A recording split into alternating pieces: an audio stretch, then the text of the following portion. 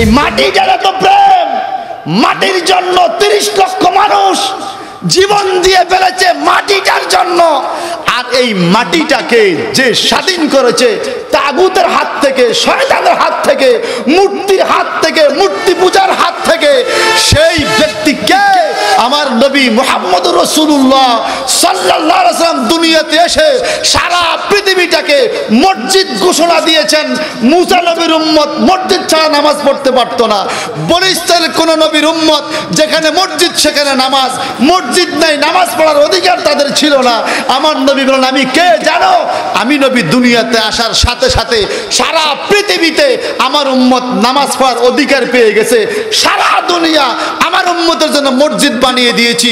মসজিদ পাইলে তো ভালো, না পাইলে জমিনের লাইলে পড়বা নামাজ হয়ে যাবে, গাছের ঢালে পড়বা নামাজ হয়ে যাবে, নদীর জাহাজে পড়বা নামাজ হয়ে যাবে, রেলে বিমানে যেখানে সুযোগ পাই নামাজ পড়তে পারবা, দোকানের ক্যাশের পাশে নামাজ পড়ছো নামাজ হয়ে যাবে, রাস্তায় নামাজ পড়ছো নামাজ হয়ে যাবে। যেই নবীর কারণে সারাটা পৃথিবী মসজিদ হয়ে গেল, বাংলার জমিন যদি 30 লক্ষ শহীদের কারণে তো দামি হতে পারে, সারা পৃথিবী যদি আমার নবী এভাবে আমাদের জন্য স্বাধীন করে দিতে পারে, ওই নবীর ইজ্জতে আমার নবীকে ইয়া রাসূলুল্লাহ বলতে যে কৃপণতা করে তার চাইতে কৃপণ দুনিয়াতে আর থাকতে পারে?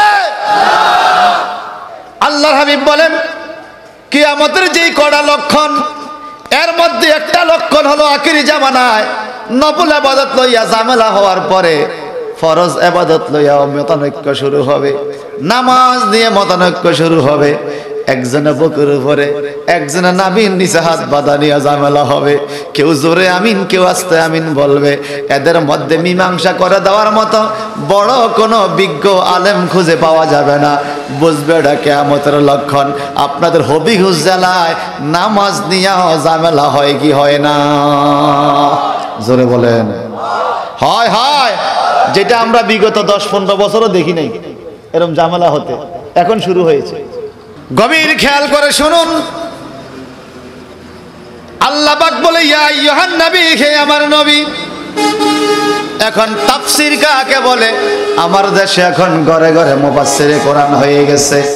ওয়াজের মধ্যে একটা আয়াত পড়ে না, সে বলে আন্তর্জাতিক মুফাসসিরে কোরআন হয়ে গেছে। অনুরোধ করব হুজুররা রাগ করবেন না, আমি আপনাদের থেকে অনেক কম জ্ঞানী, কম এলেমি, আমার কোনো এলেম কালাম নাই, কিন্তু মুফাসসিরে কোরআনের নামে বর্তমান সমাজে কিছু কিছু আলেমরা আমাদের ইসলামের যথেষ্ট ক্ষতি করতেছে। কথা কোন ঠিক কিনা? তাফসীর কাকে বলে? যারা অনার্স করেছেন আরবিকে, উলুমুল কোরআনের উপর যারা অনার্স মাস্টার্স করেছেন, আপনারা জানেন তাফসীর করার জন্য কোরআন শরীফের তাফসীর করার মূল নীতি হলো 4টা। কয়টা? সবাই কোন, জোরে কোন। 4টা মূল নীতি। যেমন কোরআনের আয়াত ইয়া আইয়ুহান নবী, আমরা তালাশ করতে হবে এই আয়াতের মতো করে এরকম আয়াত কোরআন শরীফে আর আছে কিনা। যদি আরেক জায়গায় থাকে, এটা হলো ফার্স্ট মূলনীতি। আর তাফসিরুল কোরআনুল কারীম বি কোরআনুল কারীম, কোরআন দিয়া কোরআনের তাফসীর। দ্বিতীয় মূলনীতি হলো আর তাফসিরুল কোরআনুল কারীম বি হাদিস রাসূলুল্লাহ, নবীজির হাদিস দিয়া কোরআন শরীফের তাফসীর। তৃতীয় মূলনীতি হলো আর তাফসিরুল কোরআনুল কারীম বি আকওয়ালিস সাহাবী, নবীর সাহাবীদের ভাষা দিয়া কোরআন শরীফের তাফসীর। চতুর্থ মূলনীতি হলো আর তাফসিরুল কোরআনুল কারীম বি আকওয়ালে মুজতাহিদিন, মুজতাহিদগণের, ইসলামী স্কলার, মাযহাব তরিকতের ইমামদের ভাষা দিয়ে কোরআন শরীফের তাফসীর। তাফসীর চলে কোরআন দিয়া কোরআনের, হাদিস দিয়া কোরআনের, ইজমা দিয়া কোরআনের, আর মাযহাব তরিকতের ইমামগণের ভাষা দিয়া তাফসীর চলে। এখন দেখি আমগো দেশে দিগম্বর বাজারে যেই লোকে জীবনে মাদ্রাসা যায় নাই, সেই লোক তাফসীর করে। কথা কোন ঠিক কিনা কোন? জীবনে হবিগঞ্জ দাওয়াত না দিল, কথা যেটা হক এটা কইতে হইব। জীবনে কোরআন শরীফ পড়তে পারো না, হে তাফসীর করে। আর বড় বড় কথা আমি কি কম জানি? আমার ঘরে কোরআন শরীফের অনুবাদ আছে না? বুখারী শরীফের অনুবাদ আছে না? বাংলা বই পড়ে অতি বড় আলেম হইতো তো। এই দেশে এত আলিয়া মাদ্রাসা, হুজুরের মাদ্রাসা, কাওমি মাদ্রাসা, এত মাদ্রাসা কি দরকার ছিল? বাংলা অনুবাদ পড়লে তো আলেম হয়ে যেত। মনে রাখবেন, কোরআন শরীফের হাদিস শরীফের বাংলা অনুবাদ আর তাফসীর আকাশ পাতালের চাইতেও বেশি ব্যবধান। অনুবাদ পড়ে পড়ে মানুষ গোমরা হয়ে যায়। কেমনে? আল্লাহ কোরআনেই বলেছেন, ইউদিল্লু বিহি কাসীরা ওয়া ইয়াহদি বিহি কাসীরা ওয়া মা ইউদিল্লু বিহি ইল্লাল ফাসিকিন। এই কোরআন মানুষকে হেদায়েত করে, কোরআন মানুষকে গোমরা করে। কোরআন পড়ে মানুষ হেদায়েত হয়, কোরআন পড়ে মানুষ গোমরা হয়। যারা কোরআন পড়ে কোরআনের মালিকের পক্ষে থাকে এরা হেদায়েত হয়। যারা কোরআন পড়ে কোরআনের মালিক নবী বিদ্বেষী কথা বলে এরাই গোমরা হয়ে যায়। ঠিক কিনা বলেন? কোরআনের মালিক কে? আল্লাহ বলে মালিক। কোরআনের মালিক, কোরআন দিছে আল্লাহ নবীকে, এখন মালিক নবী। রসুল পাকের রওজা পাকে স্পষ্ট করে লেখা, আমি নিজের চোখে দেখেছি। আল্লাহ পাক তো এই পর্যন্ত লা পাখারা 5 বার আল্লাহ নবীর দরবারে হাজির হওয়ার সুযোগ আল্লাহ করে দিয়েছে। নিজের চোখে দেখেছি। আল্লাহ হাবিবের দরবারে লেখা আছে, সাহেবুল কোরআন মুহাম্মদুর রাসূলুল্লাহ সাল্লাল্লাহু আলাইহি সাল্লাম, আমার নবীজি হলেন কোরআনের মালিক। নবী কোরআনের মালিক। সারা জীবন আমরা কোরআনে হাদিসে পড়লাম, নিজেরা মানলাম, জানলাম, আসসালাতু মিফতাহুল জান্নাহ, নামাজ বেহেশতের চাবি। ঠিক কিনা? নবীর রওজা মুবারকে স্বর্ণ অক্ষরে লেখা, মুহাম্মদ সাল্লাল্লাহু আলাইহি সাল্লাম মিফতাহুল জান্নাহ। নবীজি হইলেন বেহেশতের চাবি। সুবহানাল্লাহ বলবেন না? আমগো দেশের কোন হুজুর এই ওয়াজ করছে যে নবী বেহেশতের চাবি? শুধু কোরআন বেহেশতের চাবি এই ওয়াজ করে যাইতেছে। শুধুমাত্র নামাজ বেহেশতের চাবি এই ওয়াজ করে, নবী বেহেশতের চাবি এই কথা বলে না। নামাজ আছে, ওই নামাজির অন্তরে নবীর প্রেম নাই, এই চাবি কি কাজ হবে? হবে? হবে হবে না। তো যে কথা বলতেছিলাম ভাই, আল্লাহ বলে ইয়া আইয়ুহান নবী, হে আমার নবী। এবার কোরআন বিল কোরআন তাফসীর শুন। আল্লাহ পাক আরেক জায়গায় বলেন, ইয়া আইয়ুহার রাসূল কুলু মিন তাইয়্যিবা। সুবহানাল্লাহ।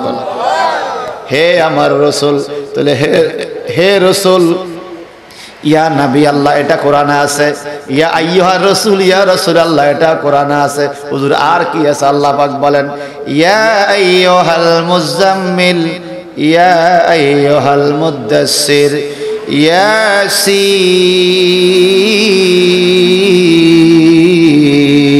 ইয়াসিন। আছে না কোরআনে এগুলো? এতগুলো দলিল পাইয়াও ইয়া রাসূলুল্লাহ বলতে আমার দেশের মানুষের আপত্তি। ইয়া রাসূলুল্লাহ বলা যাবে না। হাদিস শরীফ অসংখ্য হাদিস, সাহাবায়ে কেরাম যখন নবীজির কাছে আসতেন এসে বলতেন, ইয়া রাসূলুল্লাহ, ক্বালা ইয়া রাসূলুল্লাহ, কিলা ইয়া রাসূলুল্লাহ, ক্বালাত ইয়া নবী আল্লাহ। কোন সাহাবী জীবনে আমার নবীকে ইয়া মুহাম্মদ, ইয়া আহম্মদ এরকম বলে ডাকেন নাই। যখনই সাহাবায়ে কেরাম আসতেন রাসূলের বাক্যে ডাকতেন ইয়া রাসূলুল্লাহ, ইয়া হাবিবাল্লাহ। এখন প্রশ্ন থাকতে পারে, হুজুর তখন নবী জিন্দা ছিল, নবী তখন ছিল, এই জন্য তখন ইয়া রাসূলুল্লাহ বলেছে, এখন তো নবী নাই, আমরা এখন কেন ইয়া রাসূলুল্লাহ বলবো? আপনারা বলেন নবী এখন আছে না নাই? জোরে বলেন। যে বলবে নবী নাই বুঝবেন তার ঈমানও, কারণ সে ঈমানে পড়ছে একরকম, ভিতরে ঈমান রাখছে আরেক রকম। ঈমানে পড়েছি কি? আমানতু বিল্লাহ ওয়া মালাইকাতিহি ওয়া কুতুবিহি ওয়া রাসূলিহি, আছে কি না? আমানতু বিল্লাহ, আল্লাহর উপর ঈমান আনছি, আল্লাহ আছে। ওয়া মালাইকাতিহি, ফেরেশতারা আছে। ওয়া কুতুবিহি, আসমানি কিতাব আছে। ওয়া রাসূলিহি, রাসূল নাই। একই লাইনে সব আছে, রাসূল নাই। তাহলে কি ঈমান হবে? বলেন হবে? রাসূল আছে কি না?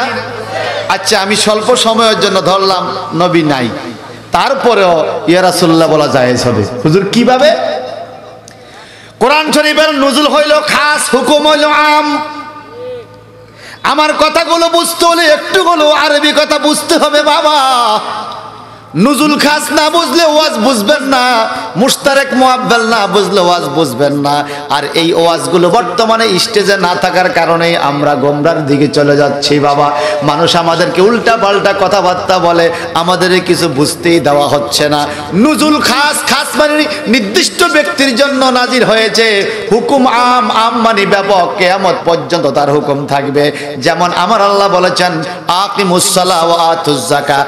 আকিমু হলো আমরা হাজিরের সিগা, উপস্থিত ব্যক্তিকে আল্লাহ বলছে তোমরা নামাজ পড়ো।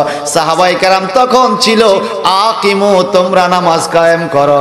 আমাদেরকে তো আল্লাহ নামাজ কায়েমের জন্য বলেন নাই, আমরা তো তখন ছিলাম না।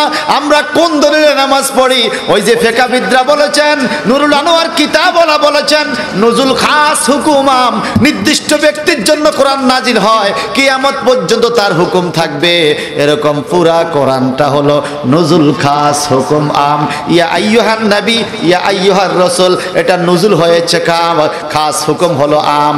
যেদিন নামাজ কিয়ামত পর্যন্ত পড়া ফরজ হয়ে থাকে, আমার নবীকে কিয়ামত পর্যন্ত ইয়া রাসূলুল্লাহ বলাও জায়েজ থাকবে। সুবহানাল্লাহ, ঠিক কিনা বলেন? আওয়াজ দিয়ে বলেন ঠিক কিনা? যারা বলে নবীকে ইয়া রাসূলুল্লাহ বলা ডাকা যাবে না, এদের পিছনে নামাজ পড়লে নামাজ হবে না। নামাজ হবে, কারণ সে নিজেই ডাকতেছে নামাজের মধ্যে আসসালামু আলাইকা আইয়ুহান নাবিয়্যু, ঠিক কিনা? তো ইমাম সাহেব নিজে ডাকতেছে আর আমারে কইতেছে ডাইকো না, তাহলে বোঝা গেল দান দালবাস, নিজে শুধু একা খাইতে চায়, কোনো পাবলিক যেন না পায়। এবার ইজমার খবর আসেন, কোরআন থেকে বললাম, হাদিস থেকে বললাম। হুজুর ইজমা মানে কি? ইজমা মানে শ্বাসকষ্ট মনে করেন না। ইজমা উম্মতে মুহাম্মদের এক ঐক্যমত। সাহাবায়ে কেরামের পরে মাযহাব তরিকতের ইমামগণ এই মাসালায় কি ফয়সালা দিয়েছেন। কোন মাযহাবের ইমাম যদি নবীকে ইয়া রাসূলুল্লাহ বলে ডাকতে পারে, আমরা পারবো না? বলেন পারবো না? হাম্বলি মাযহাবের ইমাম ইমাম আহমদ ইবনে হাম্বল রাদিয়াল্লাহু তাআলা, যিনি 10 লক্ষের উপরে হাদিসের হাফেজ ছিলেন, যার ইন্তেকালের পরে ওনার জানাজায় 10 লক্ষ মানুষ হাজির হয়েছে। আজ থেকে 1150, 1200, 1300 বছর আগে একজন মানুষের জানাজায় 10 লক্ষ মানুষ কি চারটিখানি কথা? তখন তো এত গাড়ি ঘোড়া ছিল না, এত রাস্তাঘাটের সুবিধাও ছিল না। 10 লক্ষ মানুষ হাজির হয়েছে একটা জানাজায়, বুঝা গেল ওই মানুষটার গ্রহণযোগ্য পৃথিবীতে ছিল কিনা। এবং ওনার ইতিহাসের মধ্যে পাওয়া যায় 10 লক্ষ মানুষের মধ্যে 3 লক্ষ 3.5 লক্ষ মানুষ ছিল মুফতি মুহাদ্দিস। 3.5 লক্ষ মুফতি মুহাদ্দিস যদি একজন ব্যক্তির জানাজায় হাজির হয়, ওই ব্যক্তিটা দামি কিনা? বলেন দামি কিনা? উনি হলেন আহমদ ইবনে হাম্বল রাদিয়াল্লাহু তাআলা। উনি বসে আছেন, বাদশাহ খবর পাঠাইছে, এই আহমদ ইবনে হাম্বল, আপনি তো বড় আলেম, আপনাকে বাদশাহ খবর দিয়েছে রাজদরবারে যেতে হবে। বলে কেন? বলে বাদশাহ বলছে আপনাকে প্রধান বিচারপতির চাকরি করবেন, প্রধান বিচারপতি আপনাকে বানাইতে চায়, কাজী। ইমাম সাহেব হুজুর বলছে আমি চাকরি করব না। বাদশাহকে বইল আমি চাকরি করব না, আমি কিতাবাদি লিখবো, মাযহাব মিল্লাতের খেদমত করব। একথা বলার পরে বাদশাহ রাগ হয়ে গেছে, মেজাজ গরম, লোক পাঠায় ইমাম সাহেবকে বন্দি করে জেলখানায় প্রেরণ করেছে। নাউজুবিল্লাহ বলেন। বাদশার কথা না রাখার কারণে জেলখানায় ইমাম সাহেব হুজুর কষ্ট পাচ্ছে জেলখানায়। বাদশাহ বহু প্রস্তাব দিয়েছে, রাজি হন। ইমাম সাহেব বলে না, জীবন গেল আমি চাকরি করব না, আমি কিতাবাদি লিখবো, ফতুয়া ফরায়েজ লিখবো, আল্লাহর ইবাদত করব, আমি চাকরি করব না। বাদশাহ ঘোষণা দিয়েছে কোনো মানুষ যদি পারো আহমদ ইবনে হাম্বলকে বাধ্য করতে চাকরি করার জন্য তোমাকে পুরস্কার দিব। কারারক্ষী একজন রক্ষী এসে বলে বাদশাহ আমি পারবো। কিভাবে? বলে দেখেন আমি কি করি। জেলখানা গিয়ে আহমদ ইবনে হাম্বলের হাত দুইটা বেঁধে ফেললো, পাও বেঁধে ফেললো দেওয়ালের সাথে। আহমদ ইবনে হাম্বল বলে কেন আমার হাত পা বাঁধতেছ? বলে আপনি বাধ্য হবেন চাকরি করতে। বলে আমি বাধ্য নই, আমি চাকরি করব না। বলে কেন করবেন না? বলে আমি করব না। কারারক্ষী বলে ঘোষণা হয়েছে আমি পুরস্কার পাবো, আপনাকে করতেই হবে, এখন আপনাকে আমি বাধ্য করব। বলে কিভাবে? বলে আপনার হাত পাও বাঁধা, আমি আপনার কাপড়গুলো খুলে ফেলবো। সুবহানাল্লাহ, নাউজুবিল্লাহ, কিচ্ছু নেই। জোরে বলুন না নাউজুবিল্লাহ। ইমাম সাহেবের কাপড় খুলে ফেলবে, আপনারা সুবহানাল্লাহ নাউজুবিল্লাহ কিচ্ছু বললেন না। সবাই বলেন না নাউজুবিল্লাহ, আরো জোরে বলেন নাউজুবিল্লাহ। কারণ তারা জানে ইমাম সাহেব লজ্জাকে ভয় পায়। আল হায়াউ শুবাতুম মিনাল ঈমান, যার লজ্জা বেশি তার ঈমানও তত মজবুত, যার শরম কম লজ্জা কম তার ঈমানও দুর্বল। ঠিক কিনা বলেন? ইমাম সাহেব ডেকে বলে, ইমাম সাহেব ডেকে বলে, বলো কি ঘটনা কি? আমার কাপড় খুলে ফেলবা তোমরা? এটা তো হয় না। না না, আপনাকে বাধ্য করব। বলে না, আমাকে বাধ্য করতে পারবে না। হাত পাগুলো বেঁধে কারারক্ষীর লোকেরা আহমদ ইবনে হাম্বলের তপনটা ধরতে আসছে। এমন টাইমে আহমদ ইবনে হাম্বল একটা চিৎকার দিয়েছে। যারা ইয়া রাসূলুল্লাহ বলতে চায় না তাদের জন্য এই দলিল। মুসনাদে আহমদ ইবনে হাম্বলের মধ্যে ঘটনা উল্লেখিত। আহমদ ইবনে হাম্বল বলেন, কদ দাকাত হিলাতি আনতা ওয়াসিলাতি আগিসনি সাইয়্যিদি ইয়া রাসূলুল্লাহ। জোরে বলুন সুবহানাল্লাহ। কদ দাকাত হিলাতি, আমার সমস্ত কলা কৌশল জীর্ণশীর্ণ হয়ে পড়েছে। আনতা ওয়াসিলাতি, ও মদিনার নবী, আমি জেলখানায়, আপনি রওজা মোবারকে। আমার এই বিপদের টাইমে আমাকে উদ্ধারের উসিলা শুধুমাত্র আপনি। আগিসনি সাইয়্যিদি ইয়া রাসূলুল্লাহ, ইয়া রাসূলুল্লাহ, আমাকে এই বিপদের টাইমে আপনি সাহায্য করেন। এই কথা বলতে দেরি কারারক্ষীরা দেখতেছে একটা নুরানি হাত মোবারক কারাগারে হাজির হয়ে গেছে। মানুষটা দেখা যায় না, নূরের একখান হাত মোবারক দেখা যায়। আহমদ ইবনে হাম্বল চিৎকার দিয়ে ইয়া রাসূলুল্লাহ, ইয়া রাসূলুল্লাহ বলে চিৎকার দিয়ে ডাকা শুরু করলেন। ওই নূরানি হাত মোবারক এসে আহমদ ইবনে হাম্বলের পেটের উপরে একটা মোছা দিয়ে চলে গেল। এইবার আহমদ ইবনে হাম্বল বলেন, তোমরা কারা আছো? কারারক্ষীরা আমার তপন খোলার জন্য এসেছ। চক্ষু যদি থাকে তাকাইয়া দেখো, নবীর গোলামকে আমার দয়াল নবী মদিনা রওজা পাক থেকে এসে আমাকে সাহায্য করে গেছে। আমার তপনের মধ্যে একটা মোছা দিয়ে গেছে। আমার বিশ্বাস তোমরা আমার কোনো ক্ষতি করতে পারবে না। ওই লোকগুলো হিংস্র হইয়া আহমদ ইবনে হাম্বলের কাপড় ধরে টান দিতে চায়, খুলতে চায়। যেই লোকে কাপড় ধরতে আসে তার হাতটা অবশ হয়ে যায়, যেই লোকে কাপড় খুলতে আসে তার হাত অবশ হয়ে যায়। বলে এটা কিভাবে সম্ভব হয়েছে? আহমদ ইবনে হাম্বল বলেন, আল্লাহর হাবিব রওজা মোবারকে জিন্দা, তার গোলাম যদি পৃথিবীর কোন জায়গায় বিপদে পড়ে ইয়া রাসূলুল্লাহ বলে ডাক দিতে পারে, আল্লাহর নবী তাকে সাহায্য করার জন্য ওই গোলামের ডাকে সাড়া দেয়। ছোট মোটো মাযহাবের ইমাম না, হাম্বলি মাযহাবের ইমাম। যে ইমামের জানাজা 3.5 লক্ষ মুফতি মুহাদ্দিস আসছে, ওই ইমাম সাহেবের এই ঘটনা কি আমরা মানতে পারি না? ও পারি না। উনি বলেছেন ইয়া রাসূলুল্লাহ বলে ডাক দেওয়া যায়, নিজেও ডাক দিয়েছেন। বিপদের টাইমে সাহায্য পাওয়া যায়। যেমন শরফুদ্দিন বসরি বলেছেন, হুয়া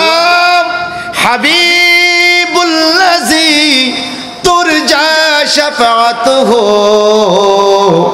লিকুল্লি হাওলিম মিনাল আহওয়ালি মুক্তাহিমি।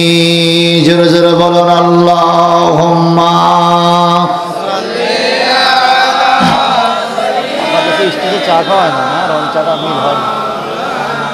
তাহলে থাক, মুহাম্মাদ ওয়া আলা আলি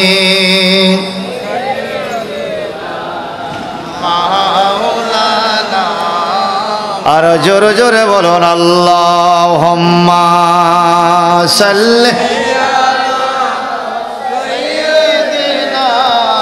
মাওলানা মুহাম্মাদ ওয়া আলা মাওলানা। তাহলে আমরা মাযহাবের ইমামগণের উক্তি থেকে জানতে পারলাম আমার নবীকে ইয়া রাসূলুল্লাহ বলে ডাকা যায়। এবার সবাই বলুন ইয়া রাসূলুল্লাহ। যে বলবে না সে কৃপণ। বলুন ইয়া রাসূলুল্লাহ। এবার আসুন হুজুর, কিয়াসটা কি? কোরআন গেল, হাদিস গেল, ইজমা গেল, কিয়াস কি? কিয়াস মানে ধারণা। আপনার মন কি বলে, আপনার মনটা শরীয়ত সম্মত পন্থায় চিন্তা করলে দেখবেন ইয়া রাসূলুল্লাহ বলে ডাকা যাবে। হুজুর কিভাবে? আমরা কবরের পাড়ে গিয়ে তো পড়ি আসসালামু আলাইকুম ইয়া আহলাল কুবুর, হে কবরবাসী। তো কবরবাসী কে? আপনার বাবা, আপনার মা, দাদা, দাদি। জান্নাতি হতে পারে, জাহান্নামীও হতে পারে, আলেমও হতে পারে, গায়রে আলেমও হতে পারে, ঠিক কি না? যদি আপনি আপনার কবরবাসীকে ইয়া আহলাল কুবুর বলে ডাকতে পারেন, ইয়া ইয়া বলে ডাকতে পারেন, আমার নবীকে ইয়া বলে ডাকা যায় না? বলুন যায় না, যায় না, যায় না? এই গেল একটা। আরেকটা হলো নামাজের মধ্যে ডাকতেছেন প্রতিদিন আসসালামু আলাইকা আইয়ুহান নবী। কা হলো হাজারের জমির, হাজারের জমির, হে উপস্থিত নবী আপনার উপরে সালাম। আমার নবী বলেন উম্মত যখন আমাকে সালাম দেয় আমি সালামের জবাব দেই। উম্মত যদি কানের মতো কান বানাইতে পারে সে আমার জবাব শুনতে পায়। আর জোরে বলেন। এবার আসুন এখান থেকে আপনি কিয়াস কিভাবে করবেন। আমার এক চাচাকে নিয়ে আমি এই 2019 সালে যখন উমরা গিয়েছিলাম নভেম্বরে, আমার চাচা বলল ভাতিজা এই দেশে কোনো কথাই তো বুঝি না, তবে একটা কথা বুঝি, সব দেশের মানুষ একটা ভাষা একরকম বলে। বললাম কি? বলে ইন্ডিয়ানরা মোবাইল দিয়ে বলে হ্যালো, আরবিরা মোবাইল দিয়ে বলে হ্যালো, পাকিস্তানিরা বলে হ্যালো, সুদানিরা বলে হ্যালো, মিশর বলে হ্যালো, আফগানিস্তান বলে হ্যালো। বলে এই ভাষাটা বুঝছি, সবাই হ্যালো বলে। সবাই কি বলে? মোবাইল দ্বারা কি বলে? হ্যালো অর্থ কি? ইয়া রাসূলুল্লাহ বলতে পারো না, হ্যালো বলে।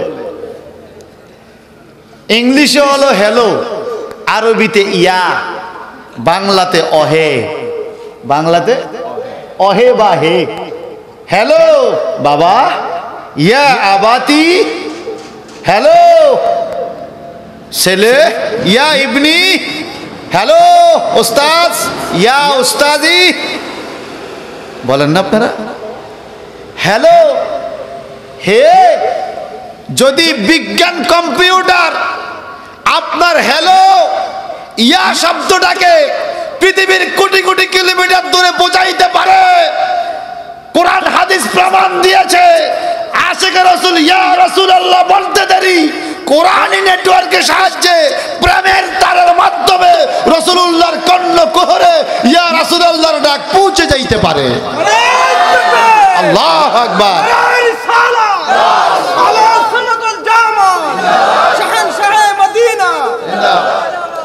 ভাই সাহেব আমার, যারা ইয়া রাসূলুল্লাহ বলে না এরা বুঝে না। এরা ক্লাসের 3 নম্বর ছাত্র। কয় নাম্বার? আপনার সুবার হুজুর, রফিকুল ইসলাম জাফরি হুজুর ক্লাসের মধ্যে যখন পড়ায়, আমরা যখন ক্লাসে পড়াই, আমি আস্তে আস্তে এখানেও বলেছি, আমার লগের লোকজনও খুব আফসোস করছে। গাড়িতে বসে বসে পরীক্ষার খাতা কাটছে। কি করব? গাড়িতে বসে বসে পরীক্ষার খাতা কাটছে। নজিরবিহীন না? শিক্ষক হিসাবে শিক্ষকতার দায়িত্ব করতে হয়, আবার ওয়াজও। এই জন্য আমি দূরের মাহফিল নিতে চাই না, খুব কম। কুমিল্লা চাঁদপুরের বাইরে মাহফিল নিবই না, এটা নিতেই চাই না, খুবই কম। কারণ এটা আমার নেশাও নয়, পেশাও নয়, এটা আমার এডিশনাল একটা খেদমত। সোয়াবের নিয়তে ইসলাম প্রচারের খেদমতে নেমেছি, তারপর একদিনও বিরতি নিতে পারতেছি না। তো যে কথাটা বলতেছিলাম একটু মহব্বতে বলুন। আমরা যখন ক্লাসে ছাত্রদেরকে পড়াই, 3 রকম ছাত্র পাই ক্লাসে। কিছু ছাত্র পাই সিগা বুঝলে বহজ বুঝে না, বহজ বুঝলে বাপ বুঝে না, বাপ বুঝলে মাজদার বুঝে না, মাজদার বুঝলে মাদ্দা বুঝে না, মাদ্দা বুঝলে জিন্স বুঝে না, জিন্স বুঝলে মানা বুঝে না, তাহাকিক বুঝলে তরকিব বুঝে না, উসুল বুঝলে বালাগাত বুঝে না, বালাগাত বুঝলে ফসল বুঝে না, ফসল বুঝলে ফিকা বুঝে না, কোরআন বুঝলো হাদিস বুঝে না, একটা বুঝে আরেকটা বুঝে না। ঠিক কিনা? কথা বলেন, কথা ঠিক কিনা? যখন ক্লাসে পড়ায় কিছু ছাত্র আছে স্যারে যা বলে সূত্র, গণিতের সূত্র সব বুঝে সে। কিছু ছাত্র আছে কিছু বুঝে কিছু বুঝে না, না বুঝতে ওটা জিজ্ঞেস করে।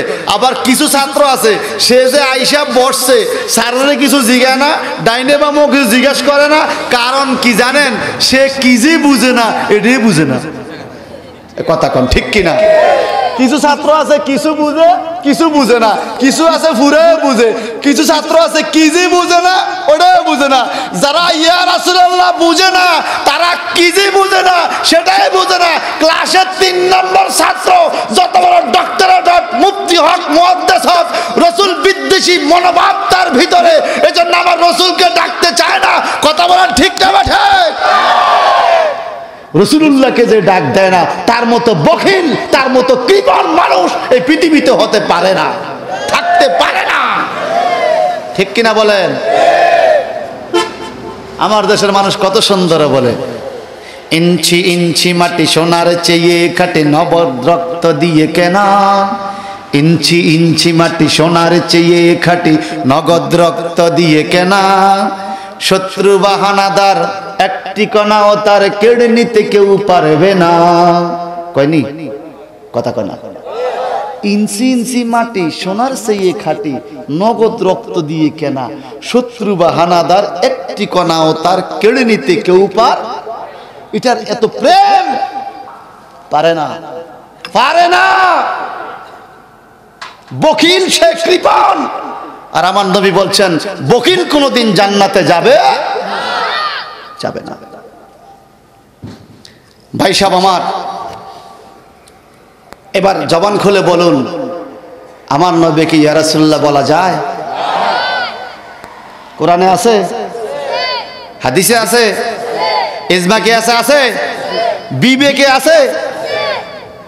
যে বলবে যায় না, সে কারো না কারো মিশন নিয়ে আসছে, কারো না কারো মিশন বাস্তবায়ন করতে চায়। ঠিক কিনা? কারণ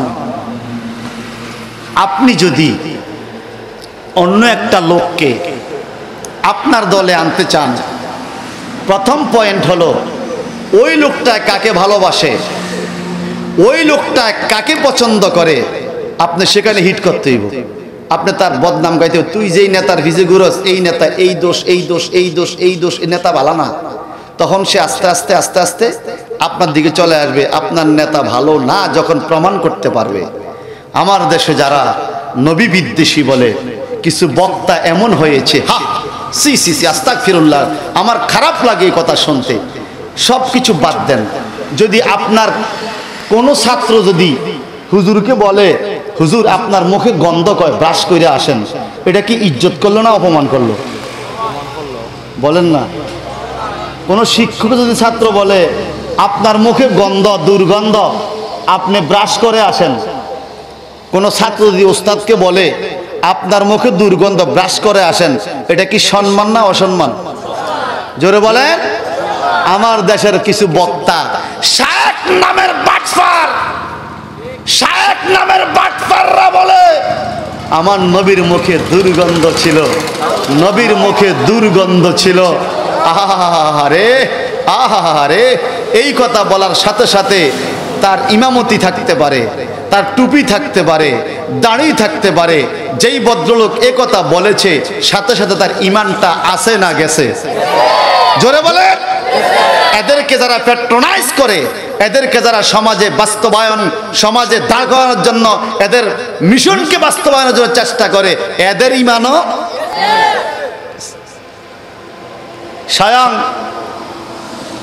স্বয়ং আশরাফ আলী থানভী সাহেবের কিতাবের মধ্যে পর্যন্ত আছে, নসত্তিব নামক কিতাবে। কাফেররা পর্যন্ত বলতো, আরে মুহাম্মদকে বেশি খুঁজতে হবে না। বলে কেন? বলে মুহাম্মদ যদি কোনো পথ দিয়ে সকালে যায়, যেই রাস্তায় সকালে যায়, সন্ধ্যা পর্যন্ত ওই রাস্তায় মেশকো আম্বরের চাইতে আরো বেশি গ্রাম চড়াইয়া থাকে। একজন কাফের বলল নবীর দেহ থেকে মেশকো আম্বরে গ্রাম বাইর হয়, আর তুমি টুপি পাগড়ি করে বলতেছ নবীর মুখের মধ্যে দুর্গন্ধ।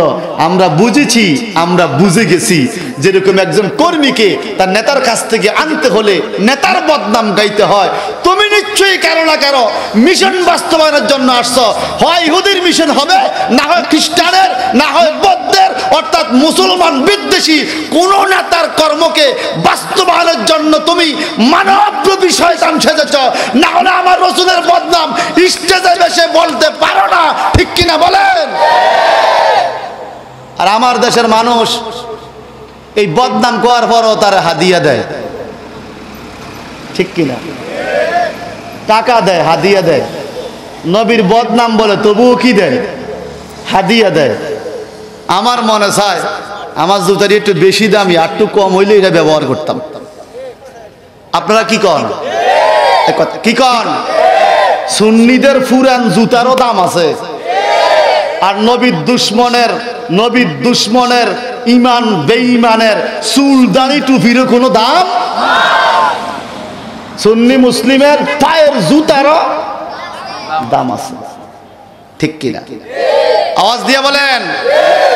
এই জন্য বাপজান মনে রাখবেন, নবীর প্রেম যার অন্তরে যত বেশি, আল্লাহর ভয় তার অন্তরে তত বেশি। নবীর প্রেম যার অন্তরে যত কম, আল্লাহর ভয় তার অন্তরে তত কম। ওয়াজ থাকতে পারে, মিলাদ থাকতে পারে, কিয়াম থাকতে পারে, অনেক সময় দেখবেন সুজুকে সন্ধান খুঁজবে, আপনার সমাজে আইসা ডুববে, আমি সুন্নি মুসলিম, আমি খুব ভালো। আস্তে আস্তে আস্তে আস্তে একজন দুইজন করে আপনার সমাজের মানুষদেরকে তার মিশন বাস্তবায়নের জন্য আগে সে মজবুত করবে, তার ভিত মজবুত করে আস্তে আস্তে সে সার্ভিস দিবে। প্রথম আইসা বলবে জানাজার পরে দোয়া নাই, আজানের পরে দুরুদ নাই, মিলাদ নাই, কিয়াম নাই, 4 দিন নাই, 40 নাই, এভাবে বলতে বলতে একসময় বলবে মাযহাব নাই, এরপরে বলবে নবী আমার মতো, নবীর মুখে গন্ধ কয়, নবী মরে গেছে, নবী মাটির সাথে মিশে গেছে, নবীর সুপারিশের কোনো ক্ষমতা নাই। আর এই ওয়াজগুলো শুননা শুননা এখন নীলফামারীতে অনেক মুসলমান খ্রিস্টান হয়ে যাচ্ছে। তার কারণ মুসলমান যদি বলে নবীর কোনো ক্ষমতা নাই, কিয়ামতে তোমাকে বাঁচাইতে পারবে না, তার মুসলমান বলে ঈসা নবী জিন্দা, উনি আবার দুনিয়াতে আসবে, ওনার হয়তো কিয়ামতে ক্ষমতা থাকবে, আমরা ঈসাই ধর্ম গ্রহণ করব।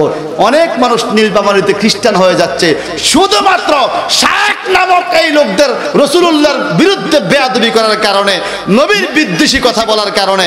আপনারা বলেন কিয়ামতের ময়দানে আমার নবী সুপারিশ করবে কিনা? সবাই কন, আওয়াজ দিয়া কন। শক্তি নবীকে কে দিয়েছে? আমি সামনের দিকে বেড়ে যাচ্ছি, এটা মহব্বতে ধরে সরে বড়ন আল্লাহুম্মা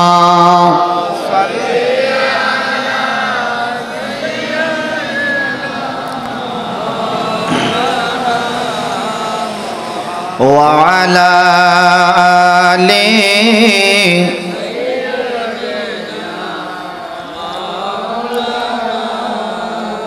আর মহব্বতে বলুন আল্লাহুম্মা সাল্লি আলানা মুহাম্মাদ ওয়া আলা আলিহি।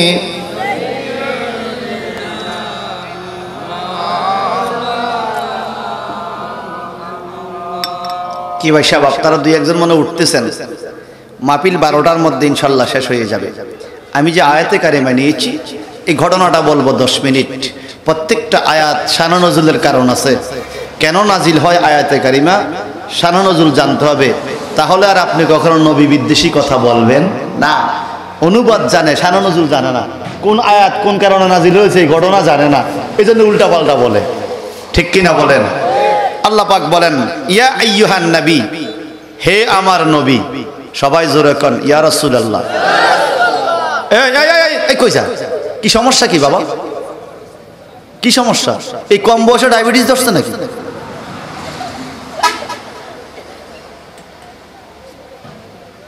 খেলার জন্য তো 4 ঘন্টা বসে থাকছো টিভির সামনে, আশ্চর্য। আমরা কি খারাপ আছি? হ্যাঁ, না হয় আজকে একটু বেতাইলে হুজুর দাওয়াত দিলেন আর কি, সুর টুর পাইলেন না, অসুবিধা কি? সবসময় কি বালা তরকারি খায় মানুষে? মাঝে মাঝে শাক ভর্তা খায় না? মনে রাখবেন সবসময় গোস্ত মাছ খাইলে কিন্তু কষা ধরে যায়, মাঝে মাঝে শাক ভর্তা খাইলে ক্লিয়ার হয়। এ কথা কয় না, কেউ উঠবেন না, আমি ছেড়ে দিচ্ছি 10 মিনিটের মধ্যে। আল্লাহ পাক বলেন ইয়া আইয়ুহান নবী, হে আমার নবী। সুবহানাল্লাহ বলেন। লিমা তুহাররিমু মা আহাল্লাল্লাহু লাক, আপনি কেন হারাম করে দিচ্ছেন আল্লাহ পাক আপনার জন্য যা কিছু হালাল করেছে। আল্লাহ বলে হালাল, আপনি কেন বলেন হারাম? এ কথা কে বলতেছে? আল্লাহ। আল্লাহ বলে ও বুঝেছি, কেন আপনি হারাম বলেন কেন? তাবতাগি মারদাত আজওয়াজিক, হে আমার নবী, আপনার বিবির মন খুশি করার জন্য আপনি হালাল জিনিস কি বুঝি হারাম ঘোষণা দিতেছেন। ওয়াল্লাহু গফুরুর রহিম, নিশ্চয়ই আল্লাহ ক্ষমাশীল এবং দয়ালু। কেন আপনি হালাল জিনিসকে হারাম বলেন? আপনি হারাম বলবেন না নবী, তার কারণ কি? আল হালালু বাইয়িন ওয়াল হারামু বাইয়িন। এই পৃথিবীতে আল্লাহ পাক আইসা কোনো কিছুকে হালাল করেন নাই, কোনো কিছুকে হারাম করেন নাই, বরং আল্লাহ বললেন মা আতাকুমুর রাসূলু ফাখুযুহু ওয়া মা নাহাকুম আনহু ফান্তাহু। আমার রাসূল যা কিছু দিয়েছে তা তোমরা গ্রহণ করো, এটা জায়েজ। রাসূল যা নিষেধ করেছে ওইটা না জায়েজ। শরীয়ত হলো আমার নবীজির বাণী। আল্লাহ বলে এমন একটা জিনিস আছে আমি বলছি হালাল, আমার নবী কেন হারাম কয়? ঘটনাটা কি একটু ভালো করে খেয়াল করেন।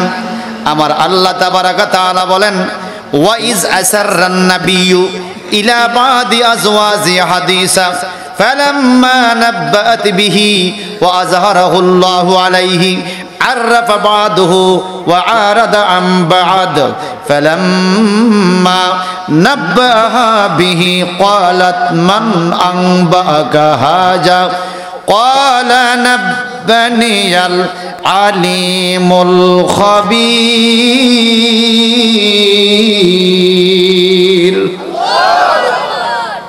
খুব খেয়াল করেন, ঘটনাটা হলো নবী কোন জিনিস হারাম করতে চায়। আমার নবীজির একই টাইমে 9 জন বিবি ছিল। 9 জন। কয়জন বলুন না, কয়জন? নবী 12টা বিয়ে করছে। কয়টা? একই টাইমে 9 জন বিবি নবীর সংসারে। তো আল্লাহর হাবিবের বিবিদের শানে আল্লাহ পাক সূরা তাহরিমের মধ্যে আয়াতে কারিমা নাজিল করেছেন। সুবহানাল্লাহ বলেন। আল্লাহর হাবিবের নিয়ম ছিল প্রতিদিন বিবিদের ঘরে বন্টন করতেন। আজকে এই বিবির ঘরে, আগামী দিন ওই বিবির ঘরে, এরপরে ওই বিবির ঘরে নবী থাকবেন। এবং প্রত্যেক দিন আসরের নামাজ পড়ে বিবিদের ঘরে একটা পাক দিতেন। কোন বিবির অসুখ বিসুখ হলো কিনা, খাবার দাবারের সমস্যা আছে কিনা, কোনো সুবিধা অসুবিধা আছে কিনা, বিবিদের খোঁজ খবর নিতেন। আর বিবিরাও এই সুযোগে নবীর দিদার পাইয়া নিজেকে ধন্য মনে করতেন। কোন জিনিস হারাম করেছেন আমার আল্লাহ, কোন জিনিস হালাল করেছেন নবী কেন হারাম বলে? আয়াতে কারিমার তাফসিরে বললে তাফসিরে রুহুল বায়ানের মধ্যে শানে নজুলটা খুঁজে পাবেন। আর তাফসিরে খাজান থেকে ইমামে আহলে সুন্নাহ ইমাম আহমদ রাজা কা ফাজলে বেরলভী রাহমাতুল্লাহ আলাইহি ওনার লিখিত কিতাব, উর্দু ভাষার লেখা কিতাব তাফসিরে কানজুল ইমানের মধ্যে শানে নজুলটা সুন্দর করে বলেছেন যে আল্লাহর নবী বিবিদের ঘরে ঘরে যায় আর বিবিরা নবীর জন্য অপেক্ষমান থাকে। আমার নবীর একজন বিবি ছিল হযরতে হাফসা রাদিয়াল্লাহু তাআলা আনহা, আরেকজন বিবির নাম ছিল হযরতে মারিয়া কিবতিয়া, আরেকজন বিবির নাম ছিল হযরতে আয়েশা সিদ্দিকা রাদিয়াল্লাহু তাআলা আনহা। হযরতে মারিয়া কিবতিয়া ছিলেন বড় আশিকা, নবীর প্রেমিকা, নবীর খুব প্রিয় মানুষ। হযরতে মারিয়া কিবতিয়া খুব সুন্দরী ঢকের ছিলেন। আল্লাহর নবী আসবে, হযরতে মারিয়া কিবতিয়া সাজগোজ করে বসে আছে। মারিয়া কিবতিয়ার যেই ঘর, এরপরের ঘরটাই হলো হযরতে হাফসা রাদিয়াল্লাহু তাআলা আনহা। হযরতে হাফসা ছিলেন ওমর ইবনুল খাত্তাবের মেয়ে। আল্লাহ পাক আল্লাহর নবীকে কত ভালোবাসে বাবারা, হবিগঞ্জের বন্ধুরা, পদ্মারিশি মা বোনেরা, একটু খেয়াল করে শোনেন। এই কোরআনের মধ্যে পুরুষের ওয়াজ নসিহত রয়েছে, নারীদের জন্য আমার আল্লাহ কোরআনে নসিহত দিয়েছে। কথা বলেন ঠিক কিনা? হযরতে দয়াল নবীকে আল্লাহ পাক কত মহব্বত করেন। প্রধান খলিফা চারজন প্রধান সাহাবীর মধ্যে আল্লাহ পাক প্রথম 2 জনকে সিনিয়র বানাইলেন, দ্বিতীয় 2 জন তুলনামূলক জুনিয়র রইলেন। প্রথম দুইজনকে নবীর শ্বশুর বানাইলেন। আবু বকর সিদ্দিক নবীর শ্বশুর, ওমর ইবনুল খাত্তাব নবীর শ্বশুর। দ্বিতীয় দুইজনকে নবীর জামাতা বানাইলেন। ওসমান জিন্নুরাইন দুইটা মাইয়া বিয়া কইরা নবীর জামাই হয়েছে। আবার মাওলা আলী খাতুনে জান্নাত ফাতেমাকে বিয়ে করে নবীর জামাই হয়েছে। হযরতে আবু বকর সিদ্দিকের কন্যা হযরতে আয়েশা সিদ্দিকাকে বিয়ে করার কারণে আবু বকর নবীর শ্বশুর হয়েছে। হযরতে হাফসাকে বিয়ে করার কারণে ওমর ইবনুল খাত্তাব নবীর শ্বশুর হয়েছে। দুইজন শ্বশুর, দুইজন জামাই। কিয়ামতের ময়দানে আত্মীয়তার বন্ধনে দেখবেন কিভাবে আমার নবীর উম্মতগুলো সারি সাহাবী পার করে নেয়। সুবহানাল্লাহ বলেন।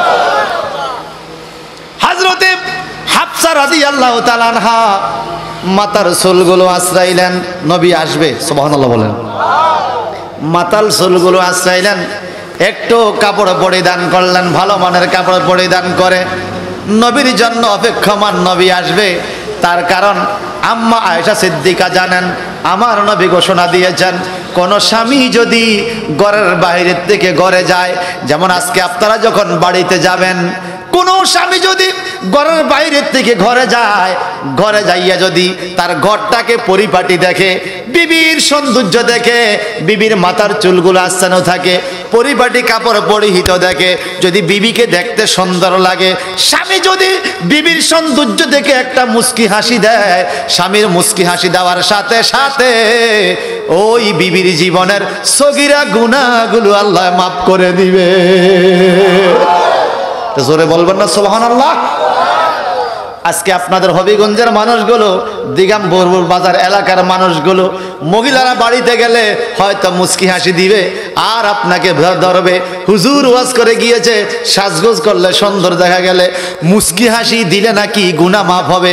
আপনি তো আমার জন্য ক্রিম কিনেন না, ফেয়ার অ্যান্ড লাভলি কিনেন না, আমি কি করে সাজবো? তখন আপনি বলবেন সম্ভব হলে কিনে দিব। যদি সম্ভব না হয়, ফেয়ার অ্যান্ড লাভলি ক্রিমের থেকে দামি একটা ক্রিম পাওয়া যায় তোমার ঘরে। কোন জায়গায় পাওয়া যাবে? আল্লাহর নবী বলেছেন পৃথিবীর কোন সাবান দিয়া চেহারার ময়লা দূর করা যায়, হাতের ময়লা দূর করা যায়, কিন্তু গ্লেজ আনা যায় না, নুরানি সুরত আনা যায় না, পাপ মোচন করা যায় না। পৃথিবীর নারীরা, যদি চেহারার সৌন্দর্যকে তুমি আরো সুন্দর করতে চাও, দৈনিক 5 বার ওযু করো। নামাজের ওযুর পানি যখন তোমার চেহারায় যাবে, তোমার চেহারা স্থায়ীভাবে নুরানি চেহারায় পরিণত হবে, যেই চেহারার দিকে স্বামী তাকাইলে মায়া লাগবে। আর মুস্কি হাসি দিতে দেরি, তোমার জীবনের সগীরা গুনাহগুলো আল্লাহ মাফ করে দিবে। সুবহানাল্লাহ বলেন, আরো জোরে বলেন। আর বাড়িতে গিয়ে যাদের স্ত্রী আছে, বেগম আছে, দাদু, আমার দাদা ভাইরা যারা আছেন, চাচা যারা আছেন, বাড়িতে গিয়ে বলবেন তোমার হাতটা একটু সামনে আগায় দাও, তোমার সাথে মুসাফা করব। কথা বুঝেন নাই? মুসাফা বুঝেননি, হ্যান্ডশিপ বুঝেন? হ্যান্ডশিপ করব কেন জানেন? আমার নবী দুজাহান বলেছেন স্বামী এবং স্ত্রী উভয় যখন হ্যান্ডশিপ করে, মুসাফা করে, আল্লাহ পাকের ফেরেশতা নাজিল হয়। দুইজন দুই দিক দিয়ে ফেরেশতা, দুইজন স্বামী স্ত্রী দিয়ে ফেরেশতা দোয়া করে, আল্লাহ এরা মুসাফা করেছে, দুইজন দুজনকে কত মহব্বত করে, হাতে হাত ধরে রেখেছে, আল্লাহ তুমি কি কইতে চাও? আল্লাহ পাক তখন বলে এই ফেরেশতারা তোমরা কি বলো? ফেরেশতারা বলে আল্লাহ এদের গুনাহগুলি মাফ করে দাও না। আমার নবীজি বলেন যতক্ষণ পর্যন্ত স্বামী স্ত্রী হাতে হাত ধরে রাখে, ততক্ষণ শীতকালের গাছের পাতা যেভাবে জড়তে থাকে, এইভাবে স্বামী স্ত্রী উভয়ের শরীরের গুনাহগুলো মাফ হইতে থাকে। সুবহানাল্লাহ বলবেন না? আরো জোরে। আজকে বাসায় গিয়ে এই আমলটা করবেন। সারা জীবন তো শুধু ওয়াজ শুনতেছেন, আমল আসতেছে না। বাসায় গিয়ে বলবেন হাতটা আগায়া দাও, আমি হ্যান্ডশিপ করবো, হুজুর কইছে গুনাহ মাফ হইব। তখন আমার দাদু বলবে 60 বছর সংসার জীবনে আজকে আপনার ওয়াজ কামো লাগছে।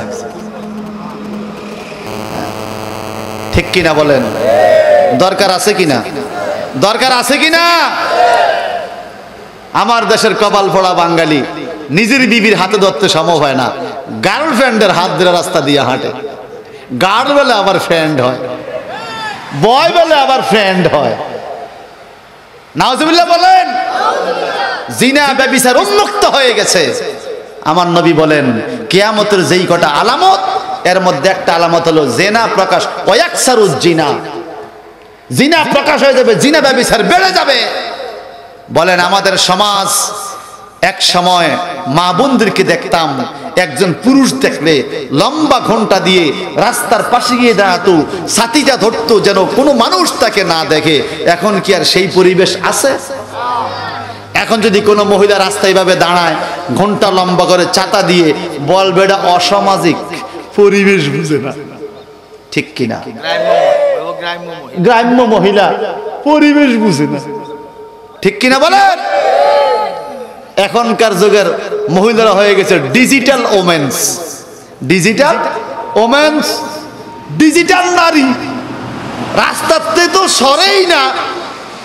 এক সময় রাস্তাঘাটে মহিলা দেখলে আমরা গলা আওয়াজ দিতাম, ঠিক কিনা? আপনি এখন যদি রং জায়গায়ও কাশ দেন, মহিলা শুনবে না, সরবে না। আপনি সাইড কাটতে যান, সে লড়বেই না। তাই কথা বলেন, ঠিক কিনা? আমাদের সমাজটা নষ্ট হয়ে যাচ্ছে বাবা। আমরা কোরআন হাদিস পড়ে প্রতিদিন মাহফিল করে কি শিক্ষা নিচ্ছি, কি পাচ্ছি? আবার ইদানিং দেখতেছি কাপড়ের স্বাধীনতা। স্বাধীনতা আল্লাহ নবী দিয়ে গেছে, তোর সারে না, তোর সব দিকে বেশি লাগে, কাপড়ের দিকে কম লাগে।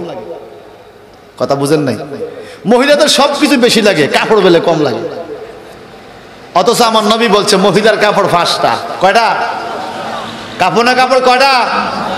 দুনিয়াতে আসার টাইমে মা হাওয়া কাপড় নিয়ে আইছে 5টা, জান্নাতের 5টা পাতা। আদম আলাইহিস সালাম আনছে 3টা। এই জন্য আমরা কবরে যাইতে পুরুষের কাপড় 3টা, মহিলার কাপড় 5টা। আসলি বেশি লইয়া, যাইবি বেশি লইয়া, মাঝখান দিয়া কম কাপড়ে উলঙ্গের মতো রাস্তাঘাটে চলাফেরা করে। আর আমার দেশের যুবকেরা এদেরকে লাইক দেয়, যায় রে, ওই যায়। নাউজুবিল্লাহ বলুন না, জোরে বলবো না নাউজুবিল্লাহ? আরো জোরে বলেন। 1000 যুবককে, 1000 যুবককে জাহান্নামী বানানোর জন্য একটা বেপরদা যুবতী যথেষ্ট। 1000 যুবকের চোখ নষ্ট করে দেওয়ার জন্য একটা টিকটক ভিডিও যথেষ্ট। আমাদের ছেলেপেলেগুলো এমন হয়ে গেল কেন? এদের কারো মনেই কেন আল্লাহর ভয় নাই? আপনারা বলেন, মরণ কাছে না দূরে? জোরে বলেন, আরো জোরে। যেই মহিলা বেপরদা চলে সে মনে করে মরণ নাই। মরণ আছে, মৃত্যু আছে। যে কথা বলতেছিলাম ভাই সাহেব, আল্লাহ পাক কেন বললেন মা হাল্লাল্লাহু লাকা? কেন আপনি হালালকে হারাম বলেন? নবী বুঝেছি, তাবতাগি মারদাতা আজওয়াজিক, আপনার বিবির মন খুশি করতে চান আপনি। আমার নবীর বিবি হাফসা সুন্দর করে সাজলেন, মাথার চুল আঁচড়াইলেন, মনে আসেনি? সুন্দর করে সাজলেন, মাথার চুলগুলো আঁচড়াইলেন, সুন্দর জামা কাপড় পরে অপেক্ষমান। উকি দিয়া দেখে নবী কখন আসবে, স্বামী কখন আসবে। একটু পরে দেখতেছে নবী আসতেছে, নুরানি চেহারা আনোয়ার লইয়া। সুবহানাল্লাহ। হযরতে হাফসা অপেক্ষমান। হাফসার ঘরটা যেই জায়গায়, এর আগের ঘরটা হলো মারিয়া কিপ্তিয়া, আরেকজন বিবির ঘর। আমার নবী প্রথম মারিয়া কিপ্তিয়ার ঘরে ঢুকলেন। হাফসায় মনে করেছে আবার আমার ঘরে আসবে। কেন এই আয়াতে কারিমা নাজিল হলো বাবা? শানে নজুলটা কি? হযরতে হাফসা রাদিয়াল্লাহু তাআলা আনহা বসে আছেন, নবী আসে না, ধৈর্যচ্যুতি হয়ে গেল। আর ধৈর্য রাখতে পারলেন না, বেরিয়ে গেলেন আয়েশা সিদ্দিকার ঘরে, যেই জায়গায় এখন নবীর রওজা মোবারক, সবুজ গম্বুজ মোবারক। এই জায়গাটা ছিল হযরতে আয়েশা সিদ্দিকা রাদিয়াল্লাহু তাআলা আনহার হুজরা শরীফ, ঘর মোবারক। যেই ঘরের শানে আল্লাহ পাক কোরআন শরীফে একটা সূরা দিয়েছেন, সূরা হুজরাত। সুবহানাল্লাহ। আয়েশার কাছে গেলেন, হাফসা বোন, বোন গো, নবীদের সংসার মনে হয় আর করা যাবে না। বিষয় কি? তুমি কেন এত রাগ করছো হাফসা? ও বোন আয়েশা, আমি সাজগোজ করলাম, নবী আমাকে দেখবে, মিষ্টি হাসি দিবে, আর আমার গুনাহ মাফ হবে। রাসূলুল্লাহকে দেখানোর জন্য আমি সুন্দর করে সাজলাম। আমি ওনার বিবি, কিন্তু সাজলাম কার জন্য? নবী আমার ঘরে আসে না। মারিয়া কিপ্তিয়ার ঘরে ঢুকেছে, অনেকক্ষণ হয়ে গেছে, এখনো আসে না। এই জন্য মন ভালো লাগে না। আমি তোমার কাছে চলে আসছি। হযরতে আয়েশা সিদ্দিকা খুব বুদ্ধিমতী, জ্ঞানী, বিবেকবান মহিলা। আয়েশা সিদ্দিকা বলে, হে আমার বোন হাফসা, হয়তো তোমার বুঝার ভুল হতে পারে, তুমি আবার ঘরে ফিরে যাও, এতক্ষণ নবী হয়তো চলে আসবে। কয় না না, নবী মনে আজকে আমাকে ঠগাইতেছে, মারিয়া কিপ্তিয়াকে বেশি জিতাইতেছে। হযরত আয়েশা সিদ্দিকা বলে, না না হাফসা গো, এমন কথা বলিও না, আমরা এমন নবীর উম্মত যেই নবী কোনোদিন মানুষ ঠগায় না। সুবহানাল্লাহ বলেন। বুঝাইয়া দিল, চলে গেল ঘরে। ঘরে যখন গেল, যা দেখতেছে নবী আসছে হাফসার ঘরে। সুবহানাল্লাহ কোন নবী আসছে, উকি দিয়া দেখে নবীর পাশে আরেকটা মহিলা বসা। তাকাইয়া দেখে মারিয়া কিপ্তিয়া। যেই ঘরে নবী এতক্ষণ ছিলেন, ওই ঘরের বিবি হাফসার ঘরেও আসছে। হাফসার মেজাজটা খারাপ হয়ে গেল, মনে মনে ভাবলো, এতক্ষণ তোমার ঘরে নবী ছিল, আমার ঘরে দেরি করে আসলো, আসলো তো আসলো, আবার তুমি কেন সাথে আসলা? তোমার বুঝি আর নবীর খেদমত করা শেষ হয় না, আবার কেন আসলা? থাকতাম না নবীর সংসারে। এই কথা বলে মেজাজটা গরম করে হযরত হাফসা বাপের বাড়িতে চলে গিয়েছে। আমার নবী মারিয়া কিপ্তিয়ার সাথে বসে বসে কথা বলে, হযরত হাফসা বাপের বাড়িতে চলে গিয়েছে। ওমর ইবনুল খাত্তাবকে ডাক দে, আব্বা হুজুর। ওমর ইবনুল খাত্তাব বেরিয়ে আসলেন, মেয়ের হাব ভাব দেখে বলে, মা তোমার মন খারাপ কেন? কেঁদে কেঁদে হাফসায় বলে, ও আমার আব্বা হুজুর, আমি আর নবীর সংসারে থাকবো না। বলে কারণ কি? বলে নবী আমাকে ঠকাইছে, মারিয়া কিপ্তিয়াকে জিতাইছে। ওমর ইবনুল খাত্তাব বলে, তুমি দাঁড়াও। হযরত হাফসা দাঁড়িয়ে আছে, ঘরের থেকে খোলা তরোয়াল নিয়ে আসছে। তরোয়াল দিয়ে তোমাকে কেটে বলবো, কথা সাবধানে বলো। আমার নবী কোনোদিন মানুষ ঠকায় না গো হাফসা, হয়তো তোমার বুঝার ভুল হতে পারে, আমরা এমন নবীর উম্মত না যেই নবী মানুষকে ঠকায়। আমার নবীকে কাফেররা পর্যন্ত আলামিন বলতো, কাফেরদের সম্পদ নবীর কাছে জমা থাকতো, নবীকে পাথর মেরে রক্তাক্ত করে দিয়েছে, তবুও নবী কোনোদিন কোনো মানুষের সম্পদ আত্মসাৎ করে নাই, কোনো মানুষকে ঠগায় নাই। এই জন্য কাফেররা আমার নবীকে আলামিন, বিশ্বাসী বলে ডাকতো। একটু জবানটা দিয়ে কি বলা যাবে? আল্লাহু আকবার। আওয়াজ দিয়ে বলেন, দিগম্বরপুর বাজার এলাকায় মানুষে মানুষ ঠগায়, এরকম প্রমাণ আছে কিনা? জোরে বলেন। মানুষে মানুষ ঠগায়, শুধু মানুষে না, সন্তান তার মাকে ঠগায়, সন্তান তার বাবাকে ঠগায়, ঠিক কিনা? দুনিয়া চলে আসলাম। ভাই সাহেব আমার হাফসাকে কয়, যাইতে হবে তুই স্বামীর বাড়িতে। হাফসা বলে, যাব না, আমার বিচার করতে হবে। ওমর ইবনুল খাত্তাব বুদ্ধিমান মানুষ, বলে চলো, বিচার যেহেতু চাইছো, তোমার বিচার করব, চলো। ওমর ইবনুল খাত্তাব আর ওনার মেয়ে হাফসা রাদিয়াল্লাহু আনহা আসতেছে নবীর বাড়িতে। হাফসা মনে খুশি, আজকে নবীর বিচার করব বাবাই। আমগো দেশে কিছু কিছু মেয়ে স্বামীর বাড়ির থেকে ঝগড়া করে বাপের বাড়িতে আসে না। তো যেই বাপ বুদ্ধিমান, ভাই বুদ্ধিমান, তারা মেয়েকে মেয়ের ভাজে বুঝায়, জামাইকে জামাইয়ের ভাজে বুঝায়, বেআইনকে বেআইনের ভাজে বুঝাইয়া সংসারটা সুন্দর করে দেওয়ার ব্যবস্থা করে দেয়। আর যেই মেয়ের মা দেখবেন উল্টা পাল্টা বলে, তোমাকে এ কথা বলছে, এই ঘরে আর তোমাকে রাখবো না। শ্বশুর বলে, তোমাকে এই কথা বলছে, লাঠি লো, জামাইকে মার দিব। বলেন এই সংসারে কি মেয়ে থাকতে পারে? পারে? ওমর ইবনুল খাত্তাব বুঝায়, চলো, একটা বুঝ দিয়ে দিল, চলো। চলে গেল নবীর বাড়িতে। যায়া কি দেখে দেখেন, আমার নবীর সংসারের অনেকগুলো মানুষ জড়ো হয়ে গেল। ইজা আসাররা নবী ইলা বাদি আজওয়াজি হাদিসা, এই ঘটনাটা নবীর অন্যান্য বিবির কানের মধ্যে পৌঁছে গেল যে হাফসা রাগ করে চলে গেছে। নবীর বাকি 8 জন বিবি নবীর কাছে আসলো। আমার নবী তাকে দেখে আবু বকর সিদ্দিক শ্বশুর আসছে, ওমর ইবনুল খাত্তাব শ্বশুরও আসতেছে, জামাই আলী আসছে, ওসমান আসছে। নবীর সংসারে কতগুলো মানুষ এক হয়ে গেল। হাফসা রাগ করে চলে গেছে। এই মুহূর্তে একটা মান সম্মানের ব্যাপার, মেহমানরা বাড়িতে আসছে, হাফসা রাগ করে চলে গেছে। নবীর মনটা খুব খারাপ। হযরত আয়েশা সিদ্দিকা দাঁড়িয়ে বুঝাইতেছে, আমার নবী খুব ভালো, নবী কোদের মানুষকে ঠগায় না, নবীজি খুব সুন্দর সুন্দরভাবে আমাদেরকে চালাচ্ছে, এই কথাগুলো বলতেছে, এই কথাগুলো বলতেছে। আর আমার নবী ডেকে বলে, আমি কোনোদিন মধু খাবো না। সুবহানাল্লাহ বলেন, জোরে বলেন, আরো জোরে। হুজুর বিষয়টা কি? হাফসা রাগ করে বাপের বাড়ি চলে গেছে, ঝামেলা হয়েছে হাফসারে লইয়া। হাফসার বাপে আসছে, হাফসাকে বিচার করে দিয়ে যাবে। আমরা আপনাকে বোঝানোর চেষ্টা করতেছি, আপনি বলতেছেন জীবনে মধু খাবেন না, মধুর দোষ কি? আমার আল্লাহ বলেন লিমা তুহাররিমু মা আহাল্লাল্লাহু লাকা। ও নবী আমার, কেন আপনি হারাম বলেন? আল্লাহ মধু খাওয়া হালাল করছে। বুঝেছি, তাবতাগি মারদাতা আজওয়াজিক, আপনার বিবির মন খুশির জন্য বুঝে আপনি হালাল জিনিসকে হালাল বলেন। আল্লাহ বলেন জান্নাতুন তাজরি মিন তাহতিহাল আনহার, আমি এমন জান্নাত বানাইছি যে জান্নাতের নিচে নদী আছে। নদী একটা আছে দুধের নদী, একটা শরবতের নদী, একটা শরাবের নদী, একটা মধুর নদী। ও নবী গো, যদি আপনি মধু না খান, আমি মধুর নদী কার জন্য বানাইছি হাবিব আমার? আপনি না খাইলে কাউরে মধু খাওয়াইতাম না। আপনি মধু খাওয়ার ব্যবস্থা করেন। একটু জবানটা বড় করে কোন আল্লাহু আকবার। হযরতে আয়েশা বলে হুজুর মধুর কি দোষ?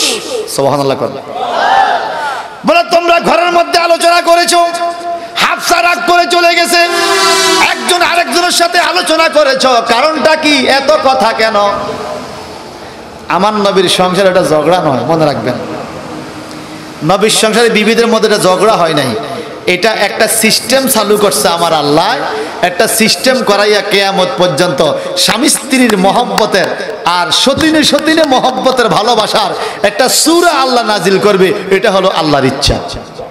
সুবহানাল্লাহ বলুন। নবীর সংসারে কোনোদিন ঝগড়া হয় নাই। ভাই সাহেব আর 2 মিনিট ঘটনাটা শেষ করি, কষ্ট বেশি হইতেছে। আল্লাহর হাবিব বলেন তোমরা কেন ঘরের মধ্যে আলোচনা করেছো? আয়েশা সিদ্দিকা দাঁড়িয়ে গেছে। আম্মা আয়েশা বলে আমরা ঘরে আলোচনা করছি। ক্বালাত মান আনবাকা হাযা, ক্বালাতের ফাইল হলো আয়েশা।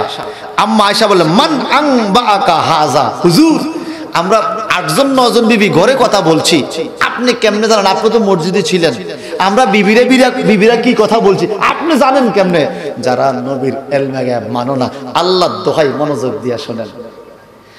আমার নবী কি বলে? ক্বালা নাব্বানিয়াল আলিমুল খাবীর।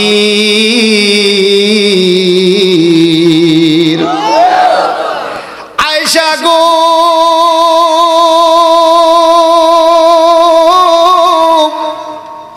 তোমরা মনে করেছো আমি মসজিদে থাকলে ঘরের কিছু বুঝি দেখি না? তোমরা ঘরের মধ্যে কি আলোচনা করেছো? নাব্বানিয়াল আলিমুল খাবীর, সমস্ত খবরদাতা আল্লাহ আমাকে তা দেখাইয়া দিছে। এইবার আম্মা আয়েশায় ফতোয়া দেয়, আম্মা আয়েশায় ফতোয়া দেয়। আর বাংলাদেশের সরকার নূরে মুজাসসাম কিতাবটা এটাকে সরকারিভাবে পাঠ্য করে দিয়েছে। বড় কিতাবের হাওলা থেকে আম্মা আয়েশার ফতোয়া এই কিতাবে এসেছে। বাংলাদেশ সরকারি কিতাব ইসলামিক ফাউন্ডেশন থেকে কিতাবটা প্রকাশিত হয়েছে। নূরে মুজাসসাম কিতাবে আম্মা আয়েশা সিদ্দিকার উক্তিখান লেখা আছে। আম্মা আয়েশা বলে তোমরা কার বিবি?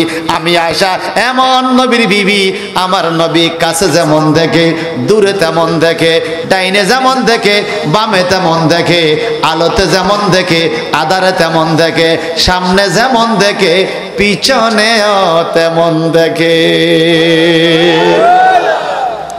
আন্দাজি বললে হবে না, কিতাব থেকে পয়েন্ট বাই করে করতে।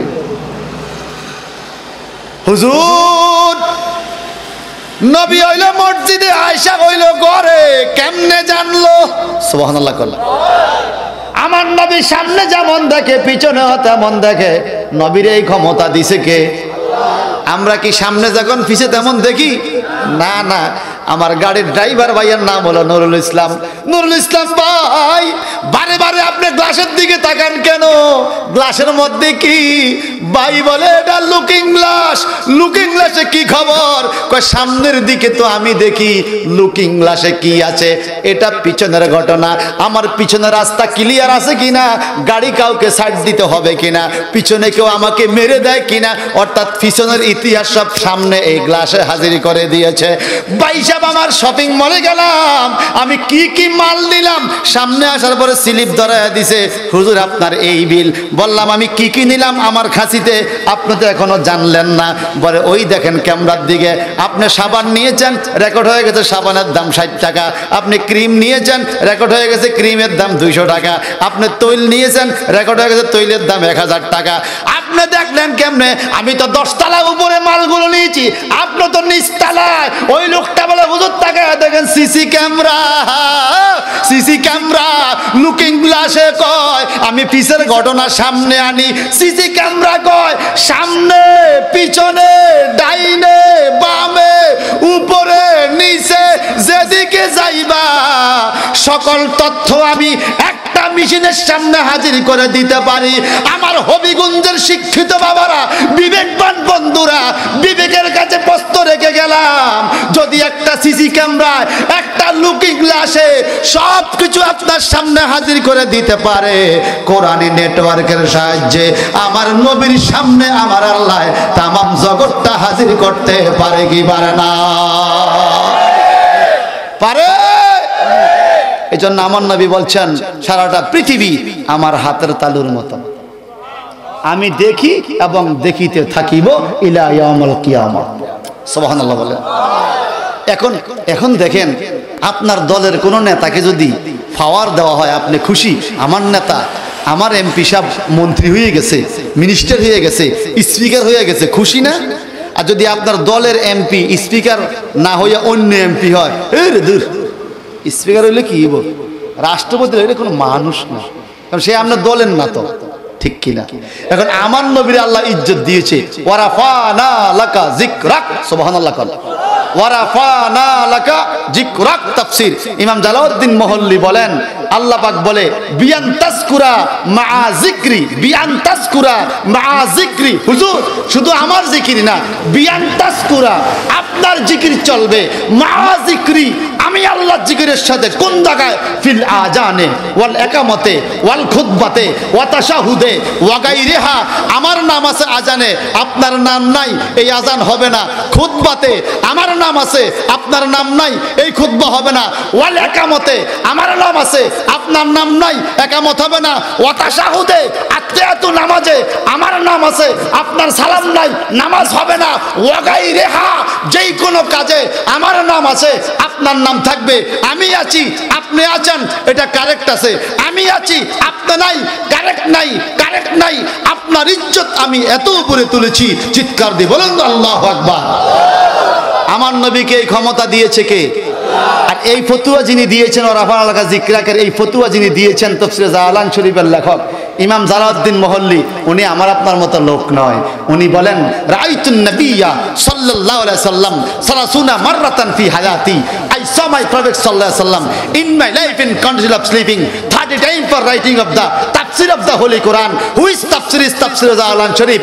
এই পৃথিবীর মানুষ শোনো, আমি রাসূলুল্লাহর শানে কেন এই ফতোয়া দিয়েছি।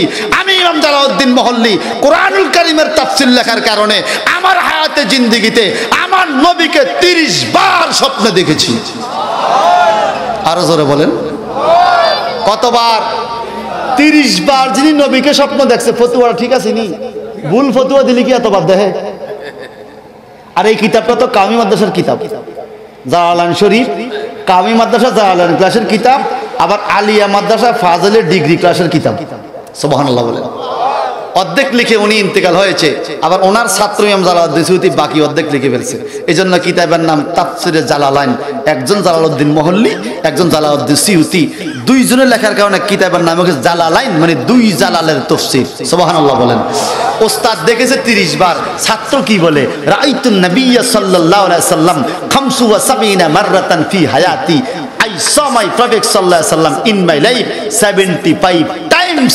ইমাম জালালউদ্দিন সিউতি বলেন আমার ওস্তাদ দেখছে 30 বার। এই কিতাব অর্ধেক লিখে ইন্তেকাল হয়েছে, একই ধাঁচে আমি বাকি অর্ধেক লিখে বলছি। এজন্য আমি ছাত্র ইমাম জালালউদ্দিন সিউতি, আমার নবীর দিদার পাইছি আমার জীবনে 75 বার। কয়বার? আপনারা নবীর দিদার চান? নবীর দিদার চান? নবীর দিদার পাইতে হলে নবীর প্রেম লাগবে, প্রেম ছাড়া পাওয়া যাবে। শেষ করে দিচ্ছি। আম্মা আয়েশা বলে, আপনাকে কে খবর দিছে? বলে আল্লাহ দিছে।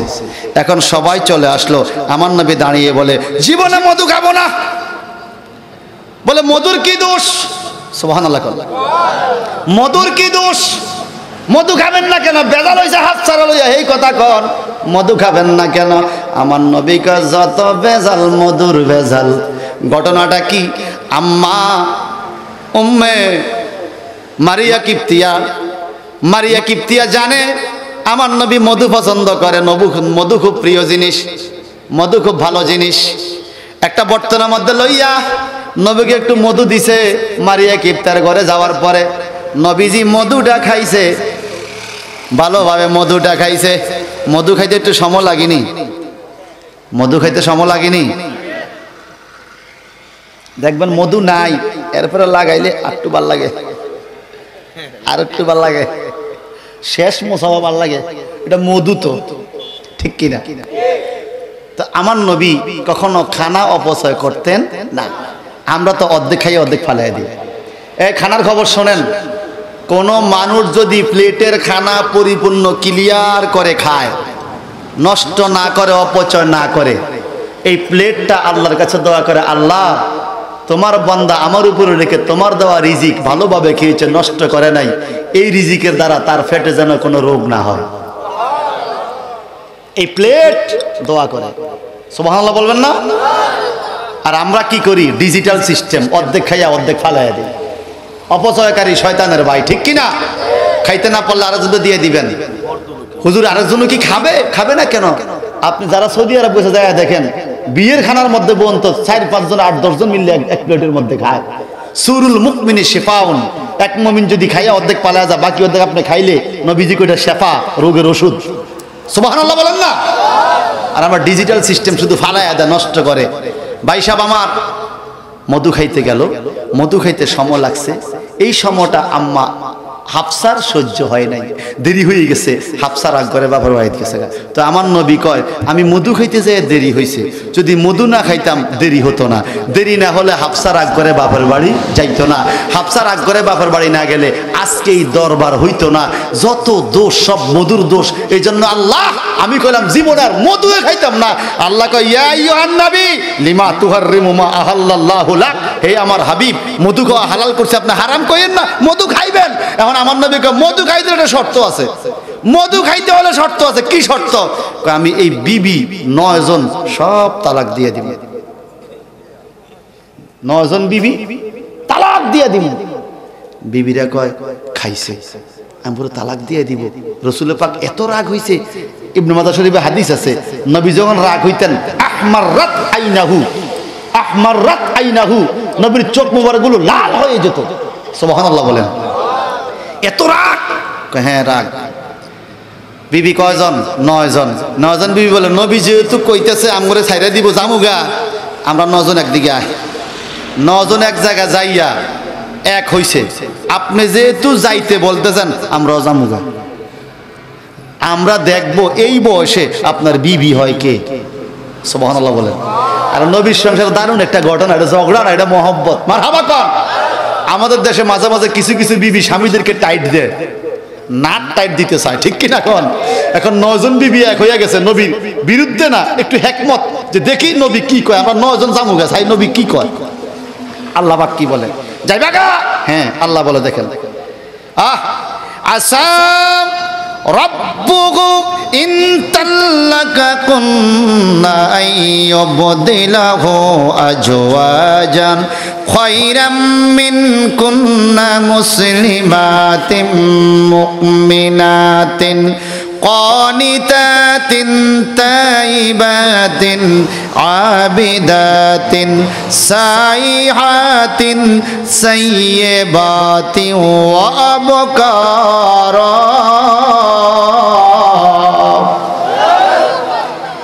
যাইবাগা কয় জামুগা 9 জন বিবিরে আমার নবীকে যাওগা যাইবা যাই তো যাও চলে যাও বিবিরে কা শাস্তে চাইছিলাম টাইট দিতাম নবীকে যাইতাম না জামুগা কয় যাওগা এখন মারিয়া কিপ্তিয়া কা নবী গো আমার মতো স্বামীর খেদমতকারী বেগম আপনি পাইবেন কই আয়েশা সিদ্দিকা বলে আমার মতো কম বয়স্কা কুমারী যুবতী বিবি পাইবেন কই।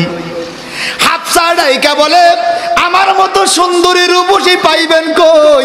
এইভাবে 9 জন বিবির 9টা গুণ এই আয়াতের মধ্যে, মুসলিমাতিন মুকমিনাতিন কানিতাতিন তাইবাতিন আবিদাতিন সাইয়্যাহাতিন সাইয়্যিবাতি ওয়া আবকারা। 9 জন বিবির 9টা গুণের কথা এখানে। যদি 9 জন বিবির 9টা গুণের কথা 10 মিনিট করে বলতে যায় 90 মিনিট লাগবে, এত সময় নাই বাবা আমার। 9 জন বিবি কেউ বলে আমি নামাজি, আমি রোজাদার, আমার চাইতে খেদমতকার পাইবেন কই, আমার চাইতে সুন্দর নামাজি পাইবেন কই, আমার চাইতে ভালো রোজাদার পাইবেন কই, আমার চাইতে বেশি সুন্দরী পাইবেন কই, আমার চাইতে কুমারী পাইবেন কই, আমার চাইতে বিধবা পাইবেন কই। এক এক বিবির এক এক গুণ। নবীকে বলে আমরা চলে যাব, আমাদের মতো পাইবেন কই। আল্লাহু আকবার কোন। আল্লাহ শোনেনি? আল্লাহ শোনে কিনা বলেন? আল্লাহ জিব্রাইলকে জিব্রাইল যাও না আমার নবীরে ছাইরে বলে 9 জন বিবি গেলে গা, নবী এমন বিবি বলে পাইতো না, আমি আল্লাহ না নবীর পক্ষে আছি। সুবহানাল্লাহ কোন। আল্লাহ পাক বলে আসা রাব্বুহু, আমার নবী যদি ইনতাল্লাকা কুন্না, তোমাদেরকে তালাক দিয়া দেয়, যদি আমার নবী তোমাদেরকে তালাক দিয়া দেয়, তোমরা মনে করতেছো এমন বিবি আর হবে না। আইয়ুবদিলাহু আজওয়াজান, আমি আল্লাহ নবীর বিবি ফাল্টাইয়া দিমু। কেমনে ফাল্টাইবা? খাইরুম মিনকুন্না, তোমাদের থেকে ভালো। কেমন ভালো? তোমরা যেরকম মুসলিমা মুকমিনা কানিতা তাইয়েবা আবিদা সাইয়্যিহা সাইয়্যিবা আবকারা, আমার নবী যা চায় তোমাদের থেকে শক্ত মুসলিমা, শক্ত মুমিনা, শক্ত আবেদা, শক্ত রোজাদার, শক্ত নামাজি, বিধবা, কুমারী, সুন্দরী, ডকের আদব কায়দায় নবী যেই বিবি চায়, আমি আল্লাহ তোমাদের থেকে ভালো ভালো বিবি আমার নবীর জন্য তৈরি করে দিব। আরো জোরে। এখন 9 জন বিবিকে সারছে, আল্লাহ তো কজাইতাম গা, রাগ দিছিলাম ভালো লাগা, অন্ত আল্লাহ কজাইতাম গা, নবী কজামু গা, উপায় কি? সুবহানাল্লাহ। 9 জন বিবিকে হুজুর ইয়া রাসূলুল্লাহ আপনি একজন, আমরা 9 জন, আমগো ভোট বেশি, আমগো ভোট বেশি, আপনি একজন আমরা 9 জন। আল্লাহ পাক বলে জিব্রাইল তুমি যাও, আমার নবীর সাথে ভোটাভুটি। আল্লাহ কোরআন আয়াত কি বলে দেখেন। আহা, আল্লাহ বলেন ইনতাজাগার আলাইহি ফাইন্নাল্লাহা হুয়া মাওলাহু ওয়া জিবরিলু ওয়া সালিহুল মুমিনিনা ওয়াল মালাইকাতু বাদা যালিকা যহির। আল্লাহ গো হাবিব গো মন খারাপ কইরেন না, আপনার 9 জন বিবি একদিকে, আপনার দিকে কে শুনেন? বলে কে? হুয়া মাওলাহু, এক নম্বরে আমি আল্লাহ আপনি নবীর পক্ষে আছি। ওয়া জিবরিল, জিবরাইল আমিন কয় আমি জিবরাইল নবীর পক্ষে আছি। ওয়া সালিহুল মুমিনিন, সকল সালেহ মুমিনরা কয়, সালেহ মুমিন কারা? আবু বকর, ওমর, ওসমান, আলী। হাফসার বাবা ওমরে কয় তোমরা একদিকে, আমি নবীর দিকে। আর আয়েশার আব্বা আবু বকর কয় আমি নবীর দিকে, আলী কয় নবীর দিকে। সকল সালেহ মুমিনরা কয় নবীর দিকে। ওয়াল মালাইকা, আল্লাহর কোটি কোটি ফেরেশতারা সবাই বলে নবীর দিকে। আল্লাহ কয় জগতের মানুষ রে তাকাইয়া দেখো, আমি আল্লাহ নবীর পক্ষে, জিবরাইল নবীর পক্ষে, তামাম মুমিন মুসলমান নবীর পক্ষে, সকল ফেরেশতারাও আমার নবীর পক্ষে। আরো জোরে। এখন 9 জন বিবি শাসছে, আর যাওন লাগতো না, তাড়াতাড়ি নবীর ফায়ে পড়। নবীর ফায়ে পড়া নবীর কাছে ক্ষমা চায়। আল্লাহ পাক আয়াতে কারিমা নাজিল করে, ইয়া আইয়ুহাল্লাযীনা আমানু কু আনফুসাকুম ওয়া আহলিকুম নার, হে ঈমানদাররা নিজেরাও জাহান্নামের আগুন থেকে বাঁচো, তোমাদের পরিবার পরিজনকেও বাঁচাও। কখনো সমালোচনা, গীবত, চুগলখড়ি এগুলো করা যাবে না, বেপরদা যাওয়া যাবে না, আওয়াজ দিয়ে কথা বলা যাবে না। আমার নবী মেরাজের রাতে দেখে দেখলেন একজন মহিলার জিহ্বাটাকে 40 গজ লম্বা করে জাহান্নামে পোড়ানো হচ্ছে। নবী জিজ্ঞাসা করলেন, এই ফেরেশতা জিবরাইল, এই মহিলার কি দোষ, কেন 40 গজ লম্বা করা হয়েছে তার জিহ্বা, জাহান্নামে কেন জিহ্বা পোড়া দিচ্ছে? ফেরেশতা বলে, ইয়া রাসূলুল্লাহ, মহিলার নামাজ রোজা ইবাদত বন্দেগী সব ঠিক ছিল, কিন্তু প্রয়োজনে অপ্রয়োজনে চিৎকার দিত, যে চিৎকারটা পরপুরুষের কানে যাইতো। মহিলার কণ্ঠ বিনা কারণে পরপুরুষের কানে যাওয়ার কারণে আল্লাহ পাক জাহান্নামে এই আযাব দিতেছে তাকে। বর্তমান সমাজে আমাদের মহিলাদের কণ্ঠের আওয়াজ পরপুরুষের কানে যায় কি যায় না? আওয়াজ দিয়া কোন যায় কি যায় না? আল্লাহ পাক রাব্বুল ইজ্জত যেন আমাদেরকে সূরা তাহরিম থেকে বুঝার তৌফিক দেয়। আমি আবার সাবস্টেন্সটা মনে করিয়ে দিচ্ছি। সূরা তাহরিমের প্রথমে ইয়া আইয়ুহান নবী, হে নবীর থেকে আমি প্রমাণ করেছি ইয়া রাসূলুল্লাহ বলা জায়েজ। সুবহানাল্লাহ বলেন না? সূরা তাহরিমের এই ভাগে আমি আলোচনা করেছি নবী এবং নবীর পরিবারের একটা ঘটনা দিয়া, যে স্বামী স্ত্রীর যে মহব্বত, স্বামী স্ত্রীর মধ্যে যে আন্তরিকতা, এটা আমাদের দরকার।